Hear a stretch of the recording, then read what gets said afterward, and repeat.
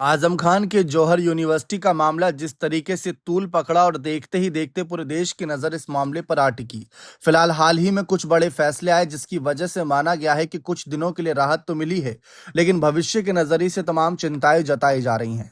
वहीं दूसरी तरफ आजम परिवार एक बार फिर से अखिलेश यादव से नाराज नजर आ रहा है, क्योंकि अखिलेश यादव जहां एक तरफ दिल्ली में युवाओं की आवाज बुलंद कर रहे हैं, तो दूसरी तरफ जौहर यूनिवर्सिटी का मामला जिसमें छात्रों से जुड़ा ही मामला है, विश्वविद्यालय से जुड़ा मामला है, अपनी पार्टी के कद्दावर नेता से जुड़ा मामला है, लेकिन इस मामले पर मुखर होकर सामने नहीं आए।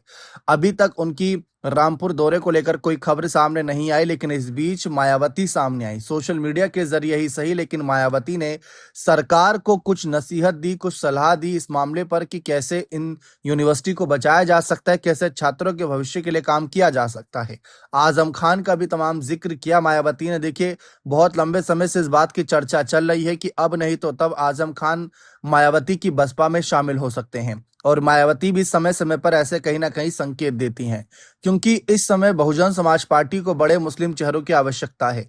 नसीमुद्दीन सिद्दीकी के दोबारा से यहाँ पर जिस तरीके फैसले लिए गए थे हाल फिलहाल में, पहले तो बसपा छोड़ कांग्रेस में गए, कांग्रेस छोड़ अब सपा में आ गए। पहले से ही समाजवादी पार्टी अब काफी मजबूत नजर आ रही है, लेकिन वोट बैंक के नजरिए से मायावती भी कुछ बड़े मुस्लिम चेहरों को साध रही हैं।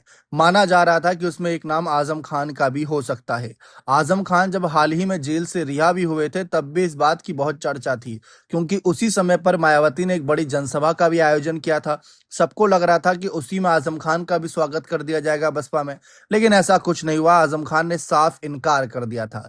उनके शब्द भी कुछ ऐसे थे कि उन्होंने संकेत दिया था कि भविष्य में भी ऐसा कोई कयास ना लगाए तो बेहतर है। लेकिन यहाँ पर अगर कहा जाए कि ये राजनीति है, कब क्या हो जाए, कब क्या दिख जाए, देखने को मिल जाए, कहना बहुत मुश्किल है। फिलहाल बहुत सारे राजनीतिक विश्लेषक यही कयास लगाते हैं कि जिस तरीके से आजम खान के हालात हैं, कानूनी लगातार चुनौतियों का सामना कर रहे हैं, जेल की सलाखों के पीछे हैं। बहुत से लोग ये सलाह देते रहे, समय समय पर चर्चा हुई कि अगर वो समाजवादी पार्टी से इस्तीफा देकर किसी और पार्टी की तरफ रुख करते तो शायद इतनी बड़ी मुश्किलों में नहीं फंसते, और अगर फंसते तो सामने वाली पार्टी उनके लिए अपनी आवाज बुलंद करती, जैसा समाजवादी पार्टी ने नहीं की। अखिलेश यादव पर तो हाल ही में आजम खान की पत्नी तंजीन फातिमा भी काफी भड़की नजर आ रही थी। उन्होंने कहा कि अब लगता है कि अखिलेश यादव सीएम नहीं पीएम बनना चाहते हैं। उनका मकसद ही यही नजर आ रहा है। इसी वजह से अब उत्तर प्रदेश में कम बल्कि राष्ट्र की राजनीति में ज्यादा सक्रिय नजर आ रहे हैं, दिल्ली में ज्यादा नजर आ रहे हैं। उनसे पूछा भी गया था कि अखिलेश यादव क्या रामपुर के दौरे पर आएंगे, तब उन्होंने साफ इनकार करते हुए कहा था कि वो तो वही बता सकते हैं या फिर सांसद विधायक ही बता सकते हैं, इसका जवाब हमारे पास नहीं है। आपको क्या लगता है कि क्या सचमुच अगर आजम खान आज इस्तीफा देकर सपा से किसी और पार्टी की तरफ रुख कर दें, तो क्या इन मुश्किलों से बच पाएंगे? क्या होगा? आप अपनी राय इस मामले पर कमेंट सेक्शन में अवश्य रखिएगा।